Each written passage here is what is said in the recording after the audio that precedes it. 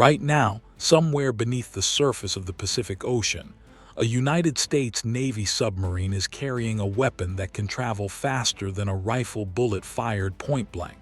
A weapon that can arc through the upper edges of the atmosphere, strike a target over 1,000 miles away, and do it all in less than 15 minutes. No warning, no intercept, no second chance. And the terrifying part, America almost missed the window to build it entirely. Welcome to one of the most consequential, most secretive, and most misunderstood arms races of the 21st century. This is the story of hypersonic missiles, weapons that don't just fly fast, they rewrite the rules of modern warfare. And at the center of this story is a program most Americans have never heard of: the United States Navy's Conventional Prompt Strike, a program born out of desperation, forged through failure, and driven forward by the rising thunder of Chinese and Russian ambition. To understand why this program matters so much, you have to go back, not to 2018, when the Navy officially pushed hypersonic development into high gear. You have to go back much further, to the end of the Cold War, to a moment when the United States believed it had won so completely that it stopped preparing for the next fight. That decision, that moment of strategic complacency, would take decades to correct. And the bill for that complacency is being paid right now, in billions of dollars, in sleepless nights at the Pentagon, and in the desperate sprint to field a weapon that America's adversaries had quietly been perfecting while Washington looked away. Let's set the stage properly, because this story doesn't begin in a shipyard or a laboratory. It begins in a mindset. After the Soviet Union collapsed in 1991, the United States military operated in what analysts would later call a period of unchallenged dominance. American aircraft carriers could park anywhere in the world and project power with near-total impunity. American cruise missiles, subsonic but precise, could strike targets with surgical accuracy. The GPS-guided bomb became the symbol of American military supremacy: accurate, reliable, and essentially unchallenged. Why would you need something faster when nothing could stop what you already had? That logic seemed unassailable through the 1990s and well into the 2000s. The wars in Iraq and Afghanistan were fought and won, or at least initiated, without a peer competitor in sight. China was still developing. Russia was still recovering. The idea of an adversary that could actually threaten American power projection seemed almost academic. And so the investment in truly revolutionary technologies, the kind that would have been necessary in a genuine great power competition, quietly withered. Programs were canceled. Research budgets were trimmed. The urgent was sacrificed to the comfortable assumption of permanent supremacy. But somewhere in Beijing, in the classified research institutes of the People's Liberation Army, a different calculation was being made. Chinese military planners had watched the Gulf War with intense focus. They had seen what American precision strike could do, and they made a decision that would reshape the entire strategic landscape. They would invest massively in weapons specifically designed to hold American power projection at risk.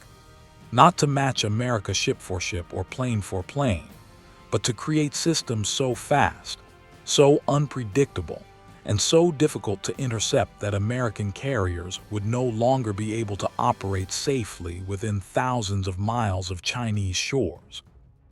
The weapon class they chose, the technology they poured resources into, was hypersonic. And while Washington slept, Beijing built. The term hypersonic gets thrown around a lot today, often imprecisely, so let's be exact about what it means, because the physics here are not just interesting. They are the entire reason these weapons are so revolutionary and so threatening. A hypersonic missile travels at Mach 5 or faster. That's 5 times the speed of sound, roughly 1 mile per second at sea level. But speed alone doesn't make these weapons extraordinary. What makes them truly dangerous is the combination of speed, maneuverability, and flight altitude. Traditional ballistic missiles are fast, but they follow predictable arcing trajectories. Once a ballistic missile is launched, a sophisticated radar system can track its path, calculate where it's going, and in theory, if you have the right interceptors, shoot it down.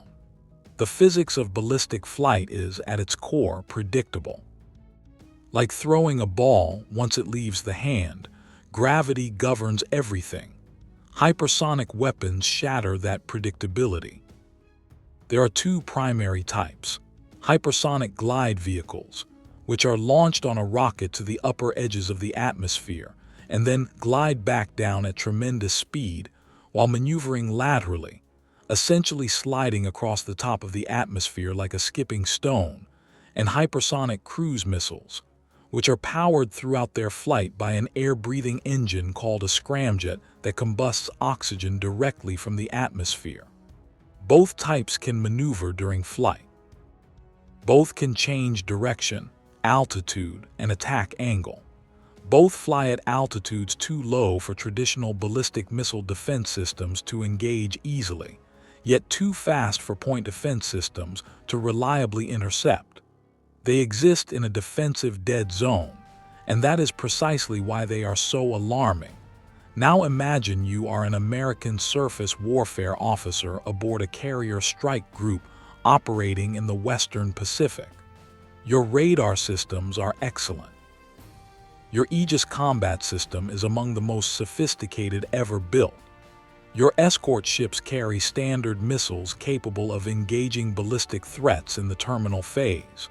But against a weapon traveling at Mach 8, maneuvering unpredictably, and closing from over 500 miles away, your entire defensive architecture has perhaps 90 seconds from the moment of detection to successful intercept.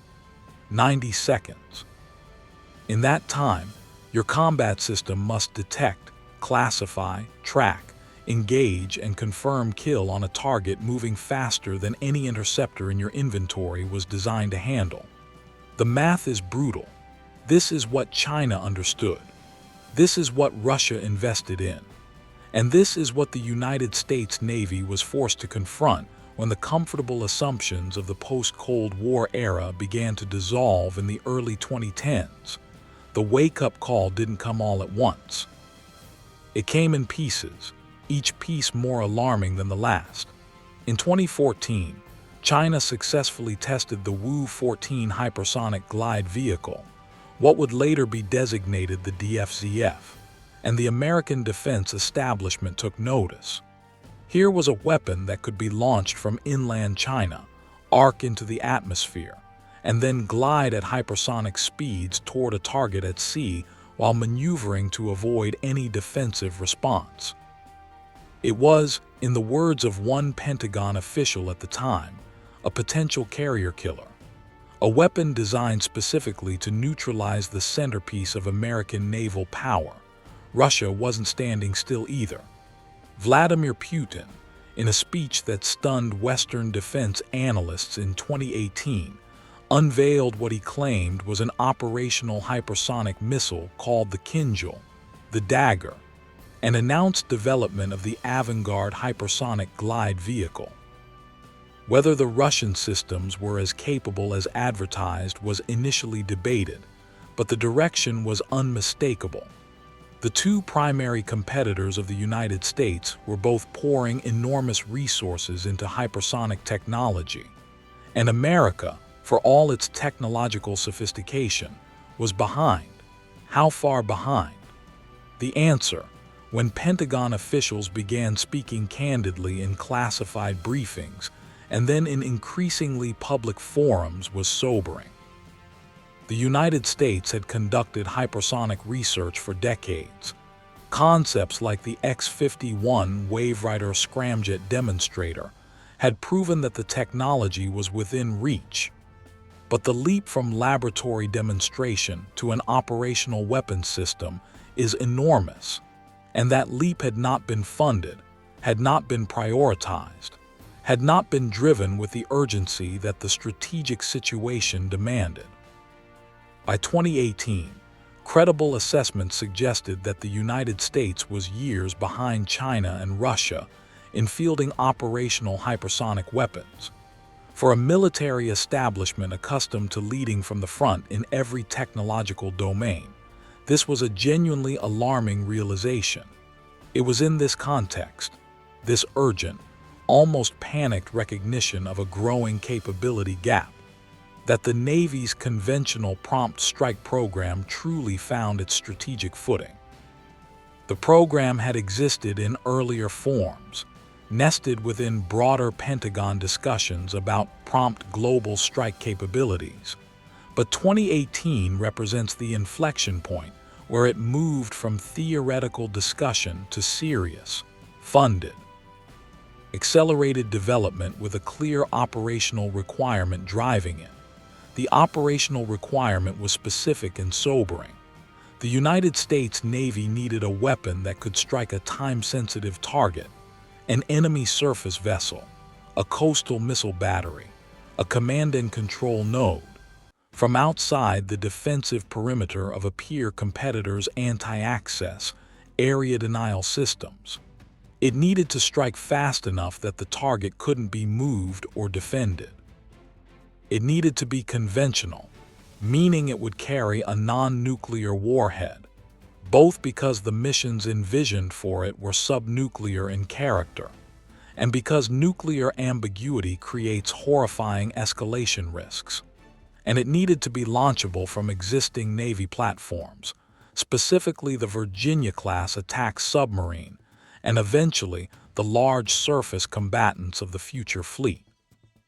This last requirement, compatibility with existing and planned platforms, proved to be one of the most technically demanding aspects of the entire program. Hypersonic weapons are, by necessity, large. The propulsion system, the thermal protection required to survive hypersonic flight, the warhead, the guidance electronics, all of these components take up space and weight. Fitting a weapon of this size and complexity into a submarine's launch tubes is an engineering challenge of extraordinary difficulty. The Navy's standard vertical launch tubes are 21 inches in diameter. The hypersonic glide body being developed for conventional prompt strike needed a booster rocket to reach the speeds required for the glide phase, and the combined system required a much larger tube, 87 inches in diameter. This drove a major engineering decision. Virginia-class submarines would receive a new payload module, an additional hull section inserted between the bow and the existing forward compartment, adding length and volume specifically to accommodate the conventional prompt strike weapon and its oversized launch tubes. This Virginia payload module became one of the defining engineering features of the Navy's hypersonic program. It is not a minor modification. It is a fundamental redesign of the submarine's architecture, adding approximately 84 feet to the vessel's length and providing 4 large-diameter payload tubes capable of holding multiple weapons each. The decision to build this module represents an enormous commitment of resources and strategic intent. When you add 84 feet to a nuclear submarine and fill it with oversized launch tubes, you are signaling to the world and to your own industrial base and acquisition bureaucracy that you are serious, deadly serious. But even as the Navy was making these commitments in steel and contracts, the program was running into the friction that has defined American defense acquisition for decades. Cost overruns, schedule delays, and the grinding difficulty of making cutting-edge technology work reliably in a real operational environment rather than a laboratory. The common hypersonic glide body, the actual weapon that would be shared across Navy and Army hypersonic programs, underwent a development process that was painful in its public visibility. Early tests were promising but not spectacular. The shared nature of the program, originally conceived as a cost-saving measure that would allow both services to benefit from common development, introduced coordination challenges and schedule conflicts. The Army's long-range hypersonic weapon program, which shares the same glide body, moved at a different pace than the Navy's conventional prompt strike, creating friction in a joint development effort that was supposed to be a model of inter-service cooperation. There were failures. That is not a criticism. It is the nature of developing technology at the absolute frontier of what physics permits. Any program pushing this hard against the boundaries of the possible will fail.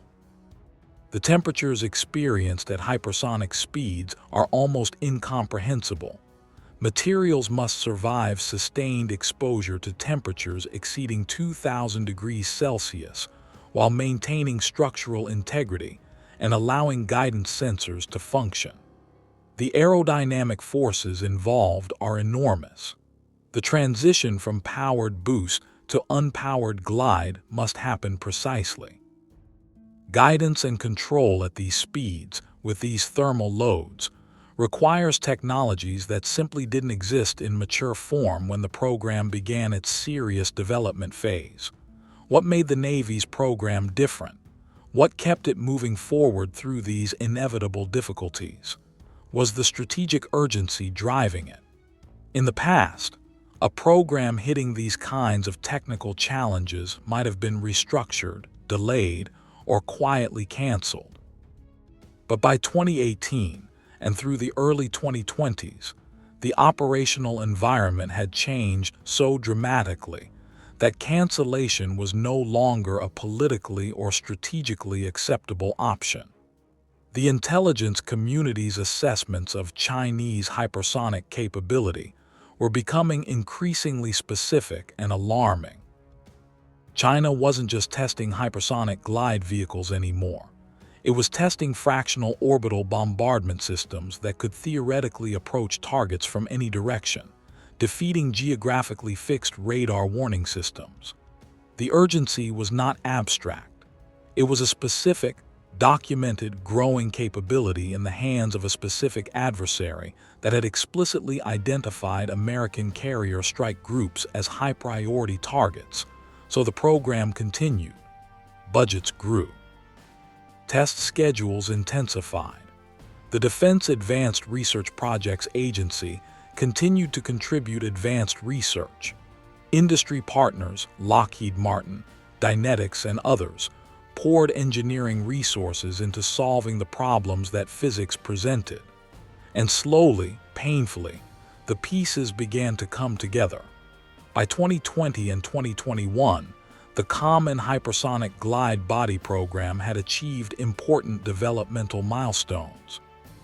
Successful flight tests demonstrated that the basic aerodynamic and thermal protection concepts were sound. The glide body could survive the environments it would face in operational use. Guidance and navigation systems, while still being refined, were demonstrating the accuracy necessary for conventional prompt strike missions.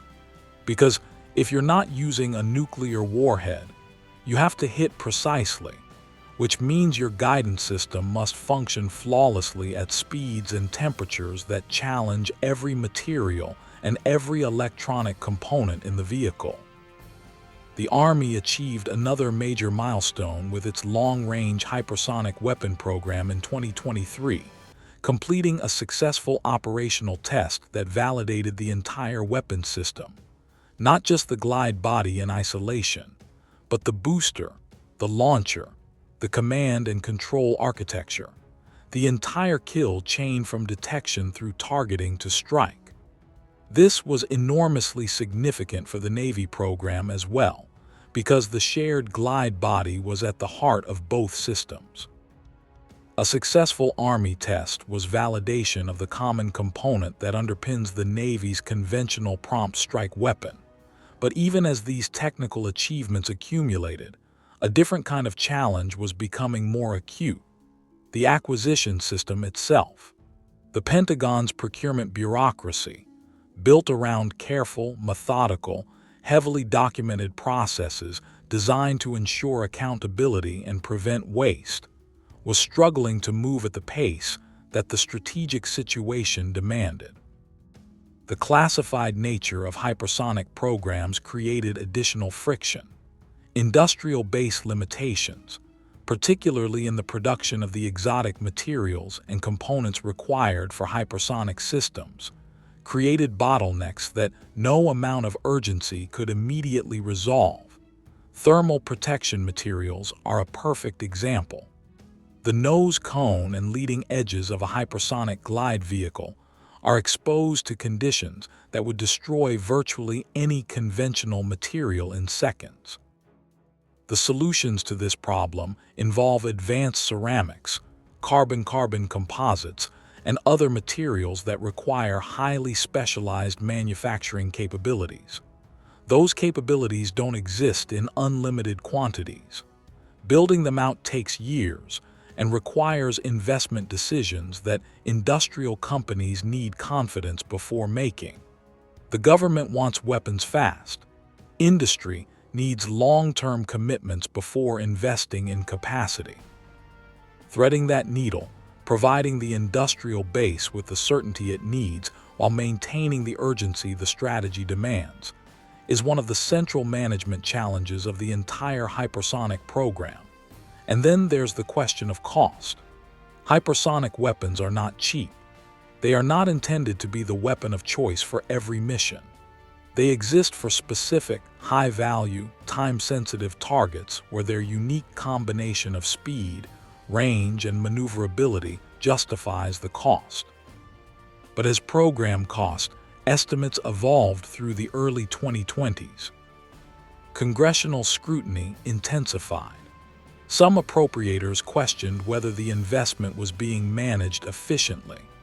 Others wondered whether the Navy's conventional prompt strike program and the Army's long-range hypersonic weapon were overlapping in ways that duplicated costs rather than sharing them effectively. These are legitimate questions, and the fact that they were being asked publicly, on the record, in congressional hearings, reflects both the scale of the investment and the democratic accountability that governs American military spending. But they also create risk. Political pressure to cut costs, restructure programs, or slow development timelines can introduce exactly the kind of delay that the strategic situation cannot afford. The tension between fiscal accountability and strategic urgency is not unique to hypersonic programs. It is endemic to American defense acquisition, but it is particularly acute when the gap between American capabilities and those of potential adversaries is being measured in years rather than decades. Throughout 2022, 2023, and into 2024, the Navy continued making progress on the platform integration side of the equation. The Virginia payload module design matured. Contracts were awarded. Construction timelines were established.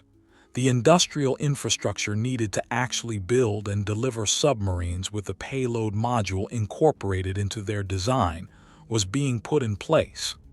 This is less dramatic than flight tests and capability demonstrations, but it is arguably more important, because a weapon that exists only in laboratories and test ranges is a technology, not a capability.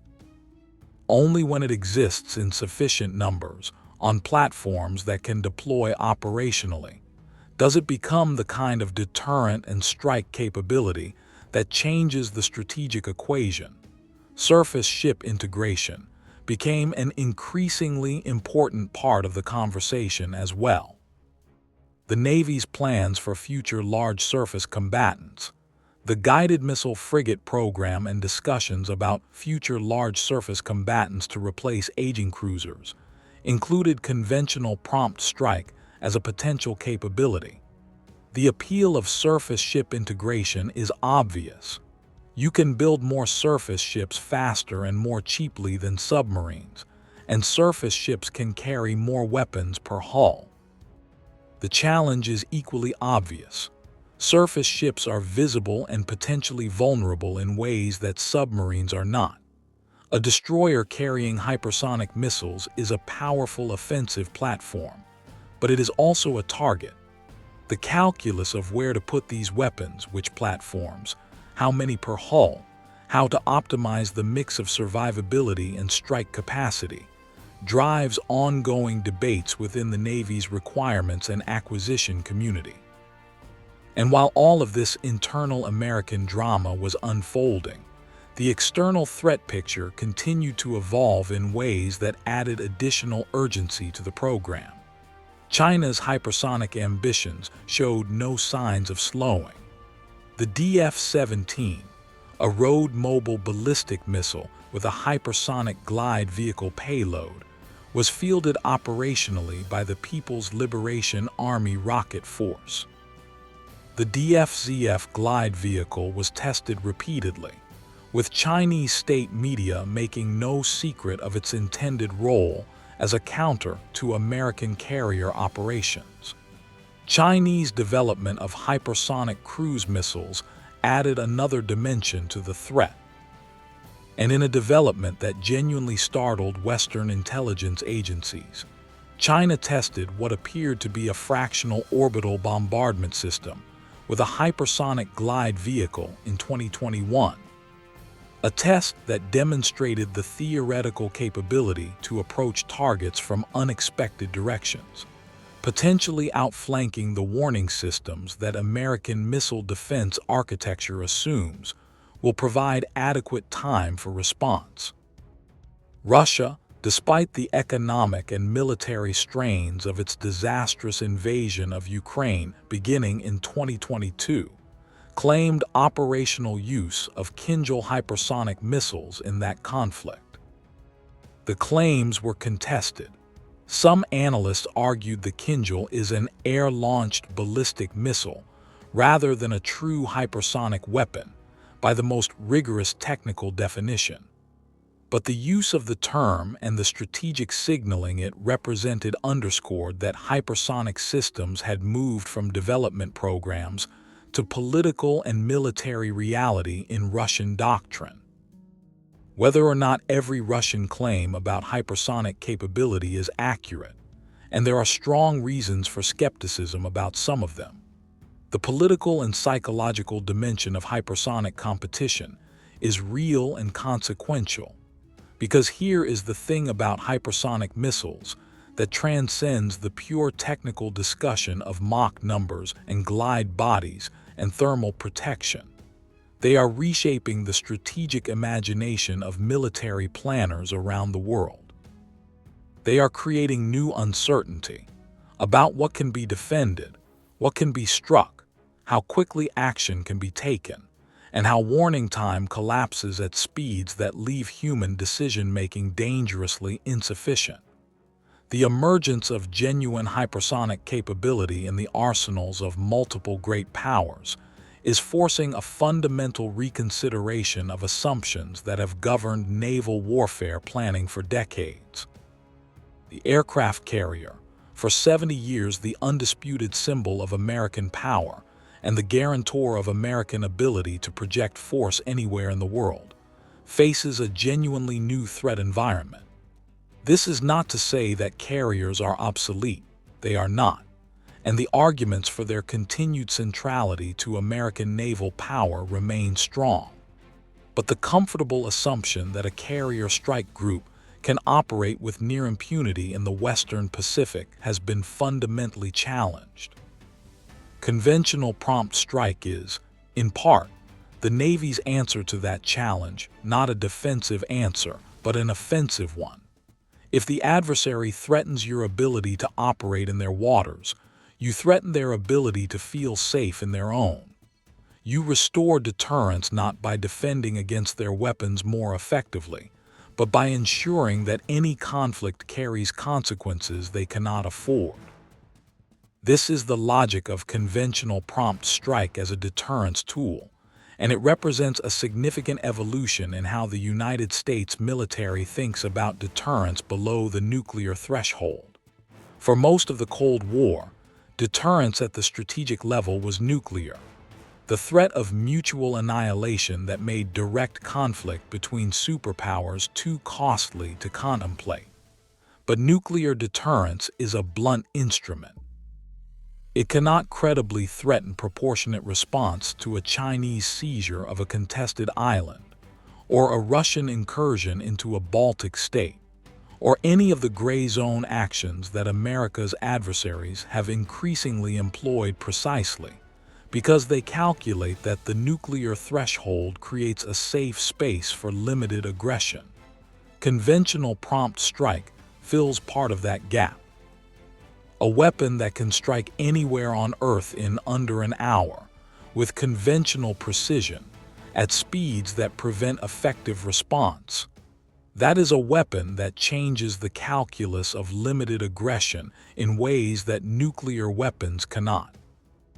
It threatens the specific military assets, the command posts, the air defense radars, the missile launch vehicles, that an adversary might rely on to execute a limited operation, and it threatens them with a speed and certainty that makes the operation's success uncertain before it even begins. That is deterrence. Not the apocalyptic deterrence of nuclear war, but the precise, proportionate, credible deterrence that makes limited adventurism genuinely dangerous for those who might contemplate it. The year 2024 brought the Navy's conventional prompt strike program to a moment of particular significance. Congressional discussions about the program's future became increasingly pointed, with some legislators questioning whether the projected costs estimates had grown substantially from initial projections, were sustainable given competing demands on the defense budget. The Navy found itself in the familiar but uncomfortable position of defending an expensive, technically challenging program against fiscal pressure, while simultaneously trying to demonstrate enough progress to justify continued investment. The resolution of these pressures, or rather, the ongoing management of them, because they never fully resolve, reflects something important about how American military power is actually generated. It is not simply a matter of recognizing a threat and building a response. It is a continuous negotiation between strategic necessity, technical feasibility, industrial capacity, and fiscal constraint. The Navy's conventional prompt strike program has navigated all of these pressures, imperfectly but persistently, for over 6 years of intensive development. The result is a weapons system that has moved from concept to credible operational program, not yet in service at the end of 2025, but closer than it has ever been, and surrounded by a growing body of technical knowledge, industrial investment, and strategic integration that represents genuine, hard-won progress. The implications of fielding this capability are profound and extend far beyond the immediate tactical question of what happens when a hypersonic missile hits a target.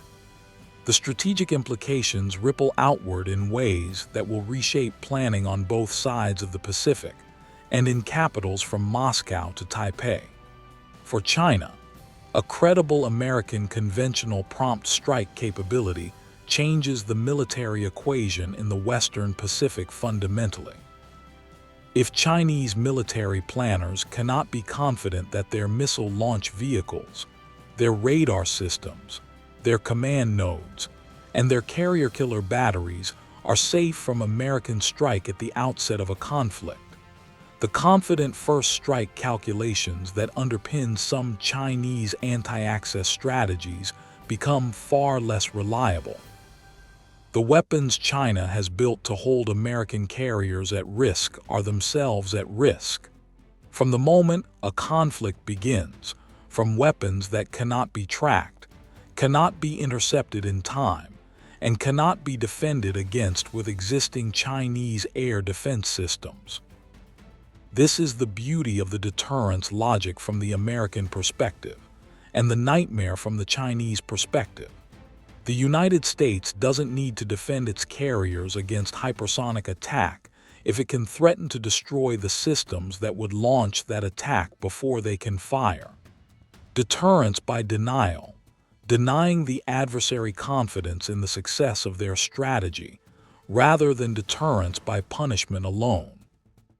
The two work together, creating a web of uncertainty that makes aggression genuinely dangerous from the moment of decision, not just from the moment of detection.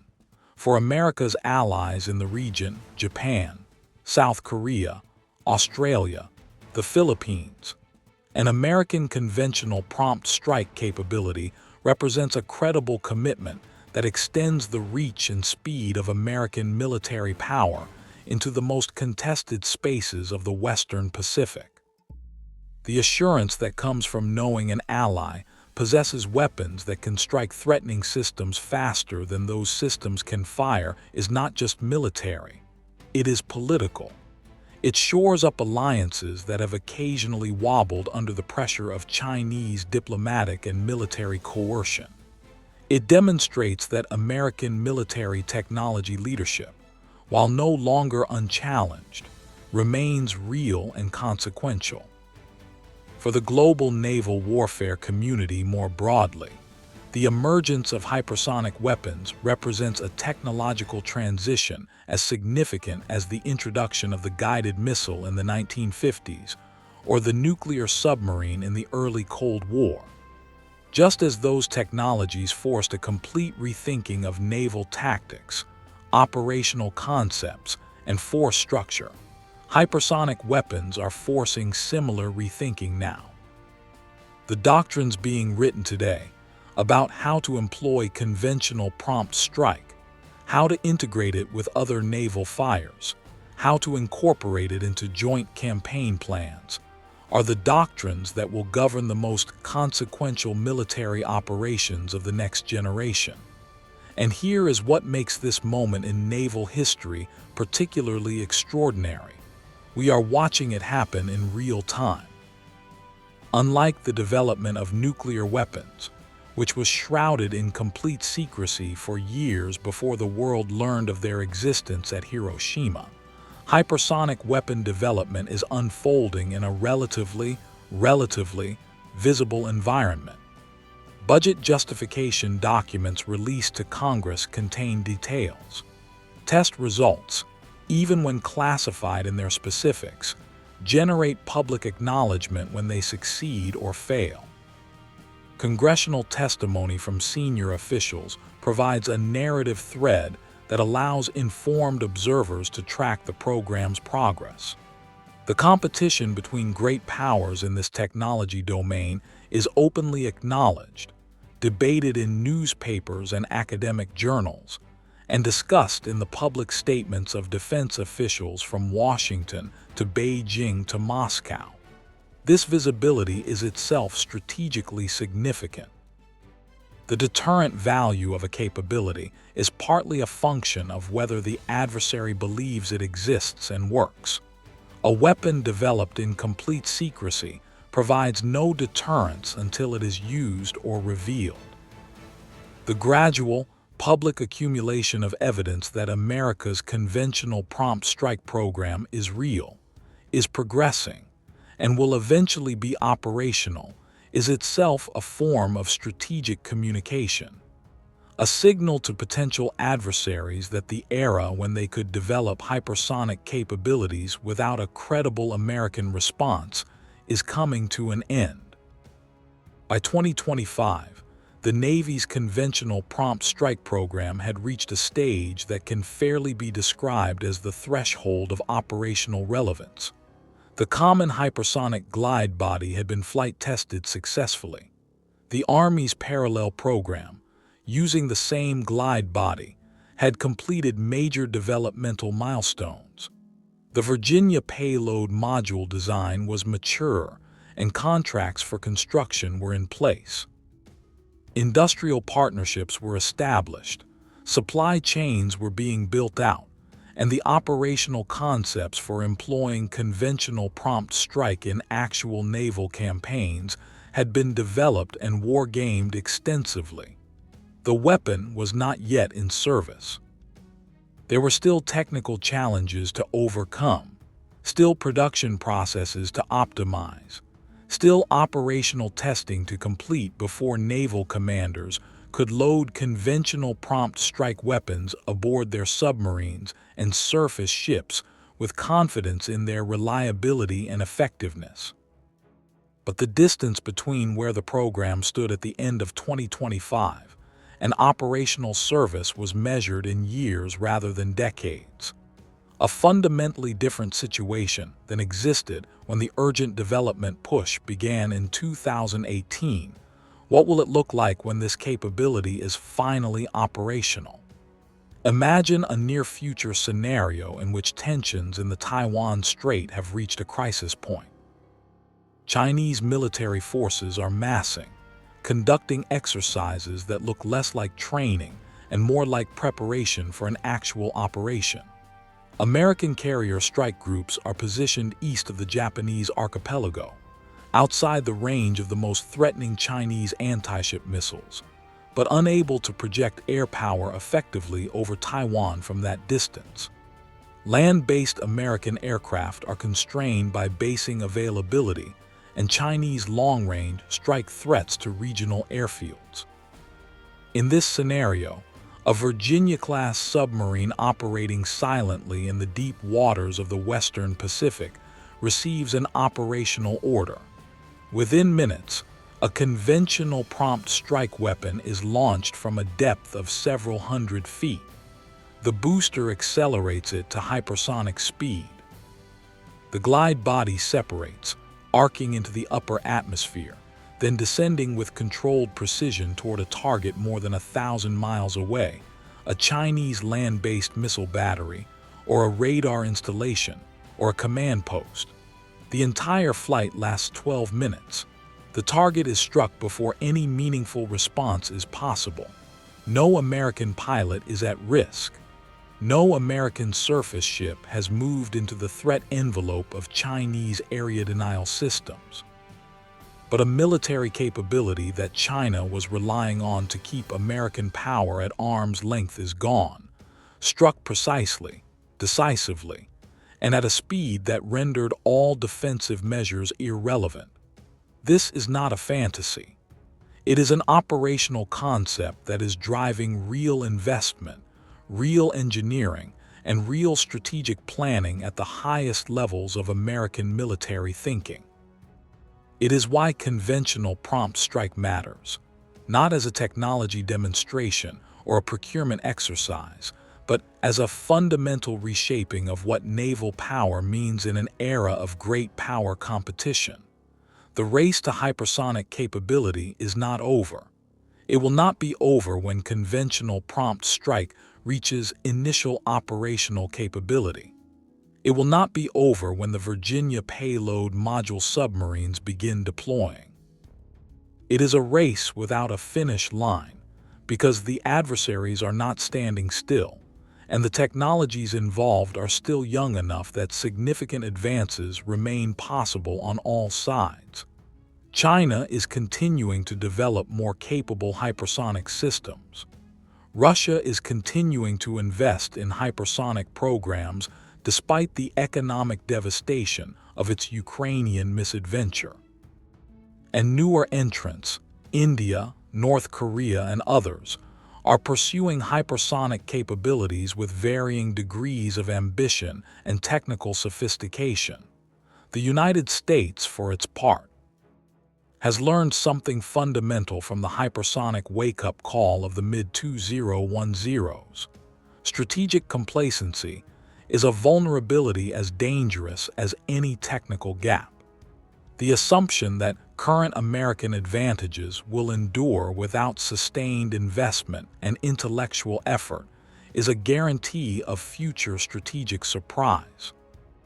The conventional prompt strike program, whatever its acquisition challenges and schedule delays, represents a commitment to not repeat the mistake of the post-Cold War era, to remain engaged, to remain competitive, and to ensure that America's adversaries never again enjoy a meaningful advantage in a weapons technology that threatens the foundations of American power projection.